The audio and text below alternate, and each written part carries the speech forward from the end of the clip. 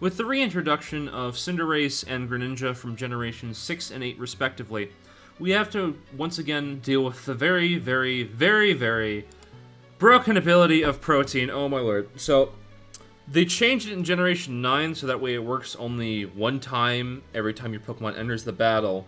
But what it does do is change your Pokemon's type to the type of move it is using, and it is frankly absurd. Because you get Stab, which is same type attack bonus, you get a 50% bonus on all your attacks whenever you attack, which is frankly ridiculous, especially combined with the fact that you get to change your type, so you get to change your type effectiveness, your weaknesses, that kind of stuff. So, somehow Game Freak didn't think this was broken until now. So that's it. That's interesting. It was so good that Greninja got banned to Ubers in its debut generation, and Cinderace got banned to Ubers as well. Yay! And that also begs the question, well, what about in the current metagame for Scarlet and Violet? It's got nerfed. Shouldn't it be bad? No, not really. Cinderace is A-rank. And we even have a newcomer, Meowscarada, who coincidentally is also a starter, so now we have a Fire, Water, Grass starter core of Libero/Protean users, which is funny. But now we have another one, and it's still doing really good even though it got nerfed. So the question is, down in Little Cup, how good is it?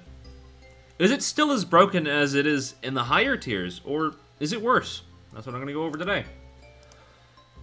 I also need to go over pivoting as a concept. For example, all three of Sprigatito, Scorbunny, and Froakie have U-turn, and is a really important move in all their kits, especially combined with Protean. Because one of the things that makes it really nice, especially in combination with the new rules, is that, well, if you just use U-turn, you can really switch out afterwards. And because Protean only works once per switch-in, you just get a Stab Bug-type U-turn, then you exit, and there's no penalty for it, which can be really nice. But the main reason why it's so good is because very often these want to run Triscarf sets. And the reason for that is that they're much more... Their stats are very average compared to... Whereas we have Cinderace over here... Cinderace? Bugs Bunny. Bugs Bunny over here has a really good speed set of almost 120. It has a really good attack set of almost 120, again. Whereas Greninja has an absurd speed stat of 122. And the point there is that they are so fast that combined with Protean, they can really easily mess up a lot of games. And because they have Stab on all of their moves, they don't have to worry about power anywhere near as much. Especially when Cinderace is already so powerful. So... they're much more middling in terms of their stat lines. Like, this isn't bad.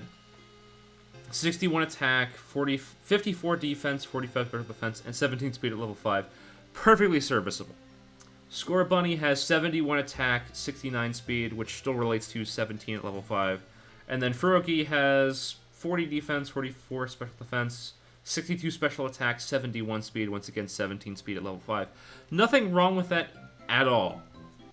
The issue comes in with move pools, and I think that Sprigatito, despite the fact that it's supposed to be like this new, really cool Pokemon that gets it, is very, very underwhelming. Even before current Ghastly meta, if we go to the viability rankings, S rank is currently Ghastly. It hasn't been updated since the last ban, which was Girafarig, and the reason why Girafarig was banned, and what made Sprigatito really bad, was that it just has an immunity for whatever reason in Sap Sipper, so... Sprigatito very often would just let Girafarig in, and then it would start wrecking things, and that wasn't very nice, and you don't want to give any additional boost to the Tier King when you can. So Sprigatito was not really used in the first meta for that. And even when it does have it doesn't have to worry about Girafarig, it's still quite lacking, unfortunately. Petal Blizzard as a stab move is pretty disappointing. It doesn't have additional effects, so that's annoying. Like, if you had, like, it probably wouldn't because of flavor, but if it had Horn Leech, then that would be pretty annoying to deal with, because even if you try to wear down Sprigatito, it can really easily just use a stab move to get back up. I was like, no, it's just Petal Blizzard. And you can't really use any of the other moves that you have at your disposal. Like Seed Bomb, it's just straight up worse.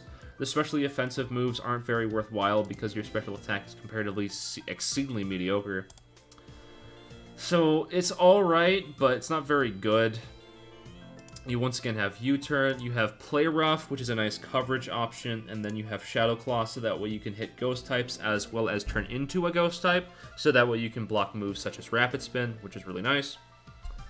But overall, it's just very lacking because none of these moves are really fantastic, honestly. Like, oh, I have Play Rough. It's like, okay, well, it's alright coverage. Petal Blizzard is alright. U-Turn's borderline mandatory. It's still good. Shadow Claw's alright. But the main issue is, like, well, there's nothing too special about it. The good news for Score Bunny is that it's significantly better as a result of a better stat line. 71 attack is much higher, and also it has much better moves. Flare Blitz is 120 base power, High Jump Kick is 130, which is also really nice coverage. You do have to worry about the miss. However, with that being said, having a 120 and 130 base power moves are always really nice. You still have U-Turn, and then you also have Gunk Shot. And Gunk Shot is 180 base power, and you still have really nice defensive typing. It can hit a lot of things neutrally. And even if it's like, oh, well, you know, they're switching to a poison type. No, you have a really good stab combination to deal with that. It's only okay, though, and the main reason for that is you want to run Choice Scarf or Eviolite, so that means that you don't have room for heavy-duty boots. What do I mean by this? So Choice Scarf boosts your speed by 1.5 times, and that allows you to outspeed a lot of faster mons in the tier.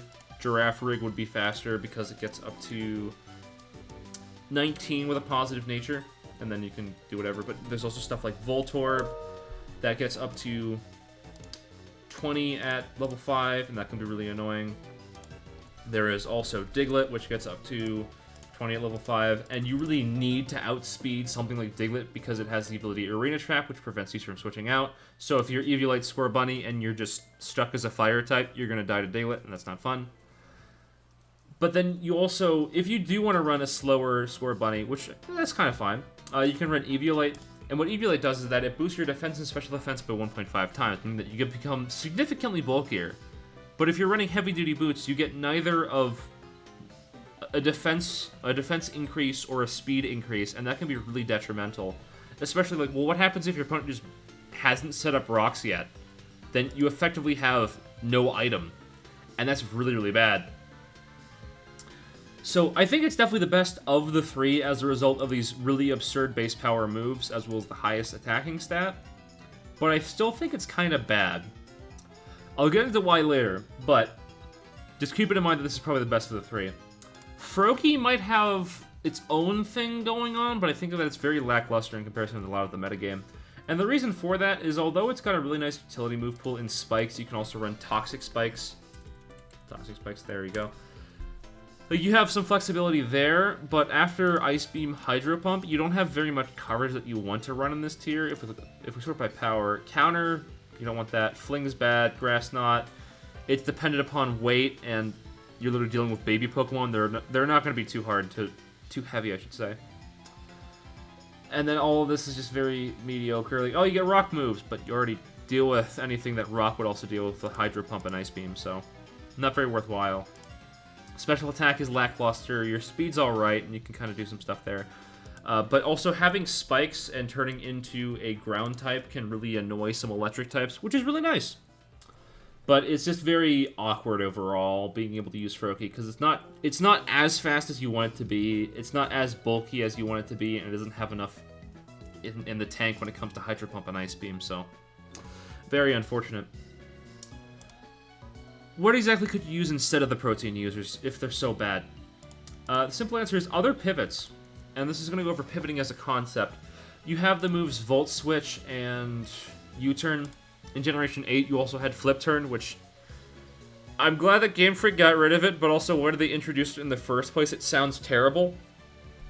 Why would you give Water types the best defensive type in the game, Borderline? Even more? These are questions for later, but the reason why you like pivoting is that it allows you to either preserve your Pokemon and go out into something that'll beat the opponents, or take a hit from the opponent Pokemon, then use U-Turn, Volt Switch, or Flip Turn, and then go into something that would be able to deal with whatever's in front of you. And they're all really good at it. Voltorb, Waterl, and Larvesta. Voltorb has Volt Switch, Terra Blast, Ice, Thunderbolt. I like Substitute. You can also run Taunt here if you wanted to. It's got a pretty nice, it's got like Generation 1, yeah, Light Screen. Well, Substitute as I mentioned. Thunder Wave if you're worried about some more speed control. Magnet Rise if you want to be cheeky. Rain Dance. Rain Dance actually a pretty big one because you actually really help out rain teams. you have a good amount of stuff going on when you're Voltorb. And plus, you have the really nice 20 base speed, meaning that you don't even need a Choice Scarf in order to be able to outspeed a whole bunch of threats. It's really nice. Electric plus Ice, otherwise known as Bolt Beam coverage, is famous for being really, really fantastic. So it's really hard to go wrong with it, especially because you can just turn to an Ice type. So we also have Watt-Roll here. This is more of an offensive pivot, as denoted by the sample set. What it's supposed to do is you have a really nice stab combination in Electric Flying, as well as pretty serviceable base stats. You still get up to 17. And what you can do is that, because you're Electric Flying, the Zapdos combination, you can threaten out a lot of stuff that Voltorb can't, and you don't have to use the Terra to do it. You have Hurricane, Thunderbolt, Volt Switch, and that's really good for threatening things such as Toadschool. If we go to Toadschool, it can be really annoying to deal with because it's got a really fantastic move pool for some reason. I didn't realize this, but it gets Dazzling Gleam. I don't know why, it just does. But it's got a lot of stuff in its move pool. Dazzling Gleam, Earth Power, Energy Ball, Flash Cannon, Giga Drain, Hex. What does it have? Hex? Leaf Storm, Seed Bomb, Sludge Bomb, Spikes. It's got Stun Spore and Regular Spore, Toxic. It's got a bunch of stuff in its move pool that can be exceedingly dangerous to deal with. So being able to not let it come in for free, hit it hard with a Hurricane, and have it drop is so fantastic. It's great. Plus, you still have Volt Switch in order to be able to take attacks and then switch out. You have 2 immunities in Volt Absorb and your natural ground immunity as a result of being a flying type, so there's all that goodness. And then you have Larvesta, which is a much more defensive pivot as a result of the ability Flame Body, meaning that you have a 30% chance of burning Pokemon, which can really limit them over the course of the game. You have Will-O-Wisp, Morning Sun, then you still have U-Turn as your good pivot move, and then you have Flare Blitz to be exceedingly threatening, even though you don't have any investment. And then you can still run something a little bit more aggressive like Zorua, which can be really nice because you have the Psychic Immunity. Then you still have the wonderful Knockoff, which removes Eviolites, which means that your opponent is basically playing like they have close combated through the entire rest of the game, which can really mess with them. You still have U-Turn, so that way you can pivot out. You have Sucker Punch, you have Taunt if you want to be annoying there. If you want to, you can run Terra Blast Fighting. You could also run Memento if you want to set up Sweeper in the back, and you want it to set up more easily. So the main issue why all the Protean mons are bad is that these are already so good on baseline. Why would you really want to use a Scarf Pokemon that can change its type when Voltorb does it so well and has really good bulk? For an example of what I mean by that, let's go to this game. This is for Winter Seasonal that I'm in, and I just want to show off how good Voltorb's bulk is. So, Voltorb versus Surskit, they switch out into Toad. I substitute here, then I can break over Toad because I have Terra Blast Ice, it just drops. And you're thinking, oh, you idiot, it's just going to die to Diglett afterwards. I mean, Diglett can just break over it, it has Rock Blast. The thing is that Rock Blast breaks the substitute. It doesn't even do that much, because you have the Eviolite. If I had a Choice Scarf, I wouldn't be able to take that anywhere near as well. But because of that, I just break through it, and now I'm absurdly up in Card Economy? Mons Economy. It's literally 6-4, and my opponent has to deal with the fact that Voltorb is still really threatening the rest of the team. Those are the 2 checks to it, so get Nade. But the important point is that these all have significantly more flexibility as a result of being more defensive because of Eviolite and not being locked into a move because of a Choice Scarf. And even if you wanted to run the Choice Scarf sets, there's a lot better options.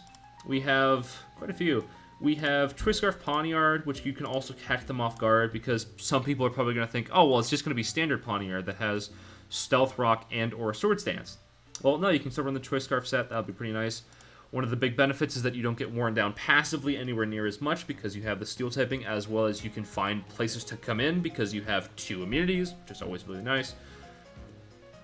You have a good speed tier of 16. It's not the best, like 17 would be better, but this is still really good. You have a really nice offensive capabilities because of your 85 base attack stat, 70 defense, so even though you're not even Eviolite, you're still quite bulky.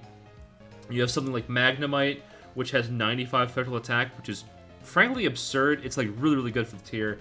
You still have Volt Switch, so that way you can switch out, which can be really annoying to deal with. You still have Terra Blast Ice, so that way you can break over ground types. Flash Cannon has good neutral coverage, and you may be wondering, well, why are you running Analytic? It's 1.3 times power if it's the last to move in a turn. That doesn't make sense. You're a Scarfer. You're always going first. The reason for that is that if your opponent switches out in order to, like, for example, into Toad Skull, like, oh, well, I expect my opponent to use Thunderbolt on their Magnemite, and then you switch in Toad Skull as a response. Well, if they use Flash Cannon, still gets the Analytic boost, and it can break a lot of stuff that it normally shouldn't, which is really nice. Next up, Zorua. It's still really good as a Scarfer. Knockoff's utility is frankly absurd, and then you can still come in because you have an immunity to Psychic-type moves. Really nice. Still have U-Turn. You can run Terra Blast Fighting to River Pawniard. You can also run Extra Sensory in case you're worried about those pesky fighting types in Crabrawler running around. And then, perhaps the best example of why you shouldn't run the Protean Mons is that there's Mankey in the tier, and it's got a lot more going on. 80 attack is really fantastic. You still have 17 speed. And perhaps the best part is that since you're a Generation 1 Pokemon, you just have a whole bunch of moves for no good reason. Like, you have Fire Punch, Gunk Shot, those are pretty understandable. You have Night Slash, you have Outrage. Oh, well, because it's the Angry Monkey. That's why it has Outrage. It has Overheat. I don't know why it has Overheat, but it does. Poison Jab, Rock Slide, Seed Bomb, Shadow Claw, Stone Edge, Thunder Punch, Earthquake, Ice Punch. You have a lot of flexibility when it comes to what you want to use versus your opponent. It's really flexible, and it can be really hard for your opponent to play around it. And even if your opponent knows, like, oh, well, it's going to be a Scarf Mankey, it's like, okay, yeah, but it's still going to beat your face in. It's really threatening with 120 base power close combats, even further boosted by Terra-type fighting. So it's really hard to justify using any of the Protean users, which is pretty funny. You could use Froakie as a defensive pivot, but I wouldn't recommend it when it feels like there's significantly better options out there. So, overall, bad? Like, it's like bad with a very heavy question mark, because, like, okay, yeah, but, like, Libero is still a good ability. It's not that it's not the ability that's bad, it's just very outclassed by a whole bunch of other stuff that's going on in the tier. So, you can try to make it work, and it might be successful, but I wouldn't hold my breath. In total, they're kind of bad. Thank you all very much for watching. I really appreciate it. If you could like, share, and subscribe, that would be awesome. As always, if you could leave a comment for another type of video that you would like to see. And as always, have a good day.